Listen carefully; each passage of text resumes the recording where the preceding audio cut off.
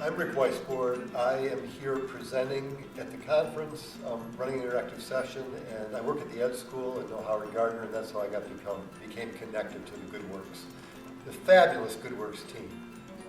The course today was on how schools can help promote morality in children, how schools can help kids become kind, caring, responsible, more community-minded, more justice-minded citizens.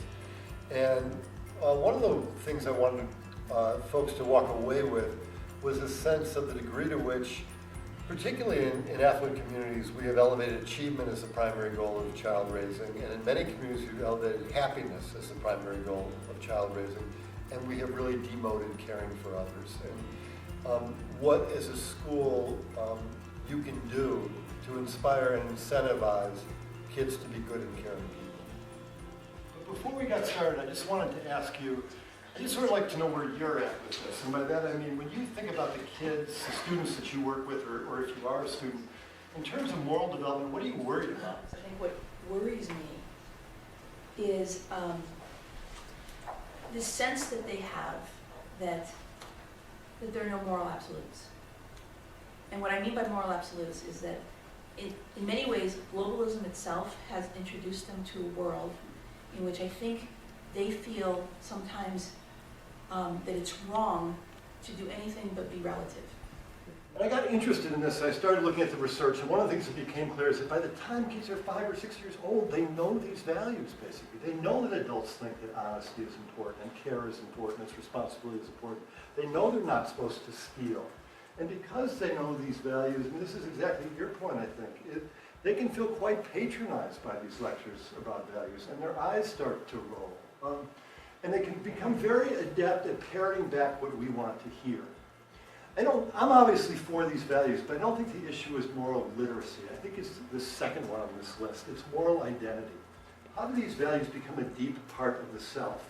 How do these values become a deep part of a child's identity so they may be more important than their happiness at a given moment or than their achievements at a given moment?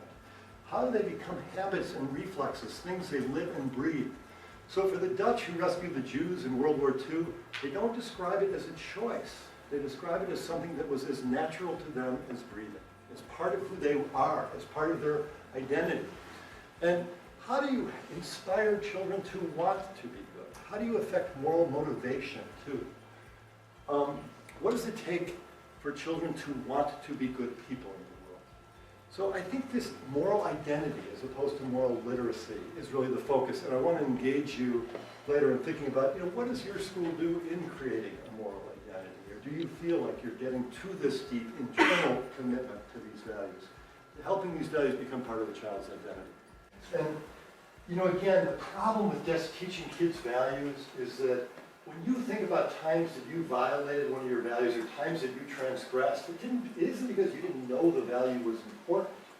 It was because you were probably driven by some emotion that caused you to violate your moral standards or your values. Shame, anger, frustration. Because if you ask kids, and this is maybe some of the questions you're asking your students, if you ask kids what are their moral dilemmas or what are their moral questions, there are almost always situations where values collide. So you ask a high school student about a moral dilemma, and one of the things that you will hear is, a friend of mine stole an iPod, a friend of mine stole a calculator, should I be honest, should I be loyal to my friend, or should I be honest with my teacher? And when you think about your moral dilemmas, they are almost all situations where values collide, or you're loyal to multiple people. So as important as these values are, as making these values a priority are, you also have to help kids sort through these moral dilemmas, these situations where values are in conflict. And this is what Kohlberg or Gilligan are about. We can come back to this if you're interested. Kohlberg was about, and Gilligan had a somewhat different view, that what you really want to do is to get kids to take multiple perspectives in these situations. So the perspective of the kid being stolen from, the perspective of kids who might be stolen from, and you want to get them thinking about what are the principles that underlie a just community and how can I act in a way that supports that principle. So I want to tell you a little bit about the research we're doing. They're partly related to this, and they're partly related to happiness and achievement. More than half of kids said that it was more important to them to be happy than to be good people who care about others. about 2/3 of kids across our sample said that it was more important to their parents that they were happy than that they were good people who cared about others. And I want you just to pause and to think about that for a minute. Because I've talked to the child historians about this, and they will tell me that the degree to which we have promoted happiness and self-esteem as the primary goals of child raising and demoted goodness, responsibility, care for others is unprecedented in our history. And I want to dig deeper in the data, and one of the things that I found is that almost all the kids that we talked to valued both goodness and happiness. It wasn't that they didn't value goodness, but what was most interesting in many ways was the way they resolved the tension between goodness and happiness. A lot of the students we talked to, a lot of the parents had an idea that they wanted to be happy first, and then they could be good and care about others. And sometimes it took the form of, I want to establish myself in my career, make a lot of money, and then I can start giving something back. Charles Ducey, who's in the Bureau Study Council, said to me, something like 20-25% of Harvard students are on medication for depression or anxiety at some point in their college career. And he said to me, a lot of the work with the students, I know this might sound trite, but a lot of the work is just helping them find a passion.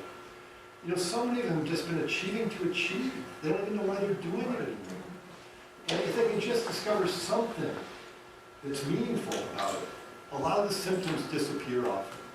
And it could be, a framework that has to do with contributions to others. It could be an artistic framework. I really want an artistic, but something meaningful. It's not achieving to achieve. How does a school incentivize students to do good?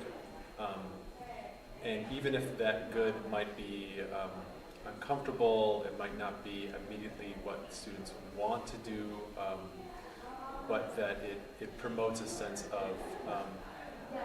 of helping others, of seeing needs beyond your own, connecting your happiness to the happiness of others. I think that was he just talked about many ways of how to do that, and I think I'm just left with thinking about more and how can my school, do that.